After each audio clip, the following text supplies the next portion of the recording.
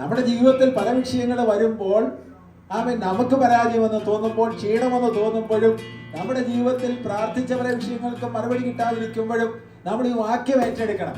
ഇത് വിശ്വസിക്കണം. അതാണ് വിശ്വാസം എന്ന് പറയുന്നത്. ദൈവത്തിലുള്ള വചനത്തിലുള്ള വിശ്വാസം എന്ന് പറയുന്നത് നമുക്ക് ഏറ്റെടുക്കാൻ ബുദ്ധിമുട്ടുണ്ടെന്ന് തോന്നിയാലും, നമുക്ക് അങ്ങോട്ട് വിശ്വസിക്കാൻ ബുദ്ധിമുട്ടുണ്ടെന്ന് തോന്നിയാലും വിശ്വസിക്കുന്നതാണ് സ്ഥിരതയുള്ള വിശ്വാസം. ജീവിതത്തിൽ ആഗ്രഹിച്ചതെല്ലാം ലഭിക്കുമ്പോഴുള്ള വിശ്വാസം നല്ല വിശ്വാസം. പലപ്പോഴും നമ്മുടെ ജീവിതത്തിൽ ആഗ്രഹിച്ചത് പലതും ലഭിക്കാതിരിക്കുമ്പോഴും ആ വിശ്വാസത്തിന് കുറവ് വരുന്നെങ്കിൽ അത് സ്ഥിരതയുള്ള വിശ്വാസമല്ല. സ്ഥിരതയുള്ള വിശ്വാസം എന്ന് പറയുന്നത് നമ്മുടെ ജീവിതത്തിൽ ആഗ്രഹിച്ചത് ലഭിക്കുമ്പോഴും ലഭിക്കാത്തതിനുള്ള വിശ്വാസമാണ്. ലഭിക്കാത്തതിന്റെ പിന്നിൽ ദൈവത്തിന് പദ്ധതി ഉണ്ടെന്നുള്ള ബോധ്യം നമ്മൾ ഏറ്റെടുക്കാൻ തയ്യാറാണെന്നുണ്ടെങ്കിൽ നമ്മുടെ വിശ്വാസം സ്ഥിരതയുള്ളതായിരിക്കും. എല്ലാം ലഭിക്കണമെന്നില്ല ജീവിതത്തിൽ. ഞാൻ ആവർത്തിച്ച് പറയുന്നു, പലപ്പോഴും പറഞ്ഞതാണ്, ഒന്നുകൂടെ പറയുന്നു. പൗലോസിന്റെ ജീവിതത്തിൽ ഉണ്ടായിരുന്ന ശൂലം മാറിക്കിട്ടാൻ വേണ്ടി ഒരു തവണ പ്രാർത്ഥിച്ചു, 2 തവണ പ്രാർത്ഥിച്ചു, 3-ാമത്തെ തവണ പ്രാർത്ഥിച്ചു. വിശ്വാസത്തിന് കുറവൊന്നുമില്ല, വിശ്വാസത്തിന് ബലഹീനതയില്ല, വിശ്വാസത്തിൽ മുന്നോട്ട് തന്നെ ഉറച്ചു പോകുകയാണ്. അതുകൊണ്ട് ബുദ്ധിമുട്ടുണ്ട് കാര്യങ്ങൾ മനസ്സിലാക്കാൻ, അംഗീകരിക്കാൻ ബുദ്ധിമുട്ടുണ്ട്. പക്ഷേ നമ്മൾ ഒരു കാര്യം മനസ്സിലാക്കിയിരിക്കണം, അതാണ് നമ്മുടെ ചിന്തയുടെ പ്രധാന വിഷയം. നമുക്ക് മനസ്സിലാക്കാൻ കഴിയാത്ത, നമുക്ക് അംഗീകരിക്കാൻ കഴിയത്തില്ല എന്ന് തോന്നുന്ന വാക്യത്തിന്റെ അകത്തുപോലും ദൈവത്തെക്കുറിച്ചും ദൈവത്തിന്റെ പരിജ്ഞാനത്തെക്കുറിച്ചും ദൈവത്തിന്റെ അറിവിനെക്കുറിച്ചും അവന്റെ സർവ്വജ്ഞാനത്തെക്കുറിച്ചും ഒന്ന് ചിന്തിക്കാനും ധ്യാനിക്കാനും നമ്മൾ തയ്യാറായാൽ നമ്മളത് അംഗീകരിക്കും. ആ വാക്യം അംഗീകരിക്കും.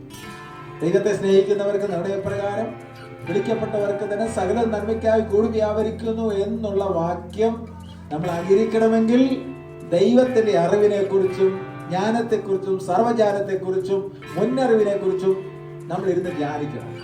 അപ്പോൾ മാത്രമേ നമുക്ക് മനസ്സിലാകത്തുള്ളൂ. ചില കാര്യങ്ങൾ നടക്കുന്ന അവസരത്തിൽ, സംഭവിക്കുന്ന അവസരത്തിൽ അതിനെക്കുറിച്ച് അറിവില്ലാത്തവർക്ക് എന്തോ ഒരു ഹൃദയത്തിന്റെ ഭാരമായിരിക്കും, ചിന്തയായിരിക്കും. അറിയാവുന്നവർക്ക് പ്രശ്നമൊന്നുമില്ല, ഇല്ലേ? ഒരു മനോഹരമായ വീട് ഒരിടത്തിൽ വഴി പോകുന്നവർക്കെല്ലാം വളരെ സന്തോഷകരമായിരുന്നു.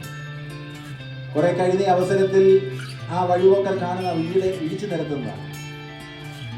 അവരെല്ലാവരും പറയും, എന്തോ ഒരു നഷ്ടമാണ്, എന്തുകൊണ്ടാണ് ഇയാൾ ഇത് ചെയ്യുന്നത്? വളരെ മനോഹരമായ വീടായിരുന്നല്ലോ, എന്തുകൊണ്ടാണ് ഇയാൾ ഇത് ഇടിച്ചു നിരത്തുന്നത്? അവർ നെഗറ്റീവായിട്ട് കമൻ്റൊക്കെ പറഞ്ഞെന്നിരിക്കും, മോശമായിട്ടുള്ള വാക്കുകൾ ഉപയോഗിച്ചെന്നിരിക്കും.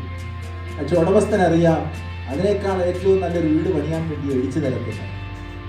അതറിയാൻ വയ്യാത്തവരെല്ലാം എന്തോ ചെയ്യും? ഈ ഉടമസ്ഥനെ കുറ്റം പറഞ്ഞെന്നിരിക്കും, വളരെ വളരെ മോശമായിട്ടുള്ള കമൻ്റൊക്കെ പാസ്സാക്കിയെന്നിരിക്കും. പക്ഷേ അതിനേക്കാൾ ശ്രേഷ്ഠമായ ഒരു പ്ലാൻ ആ ഉടമസ്ഥന്റെ ഹൃദയത്തിൽ ഉള്ളത് കൊണ്ടാണ് അത് ഇടിച്ചു നിരത്തുന്നതെന്ന് അറിയാൻ വയ്യാത്തത് കൊണ്ടാണ് ഈ കമൻ്റൊക്കെ പറയുന്നത്. അതുപോലെ നിങ്ങൾ ഏറ്റെടുക്കണം. നിങ്ങളുടെ ജീവിതത്തിൽ നിങ്ങൾ ആഗ്രഹിച്ചതെല്ലാം ലഭിക്കത്തില്ല, ഒരുപക്ഷെ ലഭിച്ചെന്നിരിക്കത്തില്ല. പക്ഷെ അപ്പോഴും ഓർത്തുകൊള്ളണം, എല്ലാം അറിയുന്ന ദൈവത്തിന്റെ അറിവിന്റെ അകത്താണ് നമ്മൾ ജീവിക്കുന്നത്.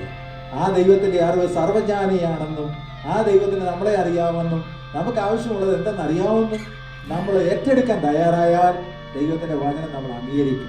അതുകൊണ്ട് ഒന്നുകൂടെ ഞാൻ പറയുന്നു, ദൈവത്തിന്റെ വചനത്തിലുള്ള സ്ഥിരത, വചനം വിശ്വസിക്കുന്നതിലുള്ള സ്ഥിരത നിങ്ങൾ ആർജിച്ചെടുക്കാൻ കഴിഞ്ഞാൽ ദൈവം നിങ്ങളെ അനുഗ്രഹിക്കും.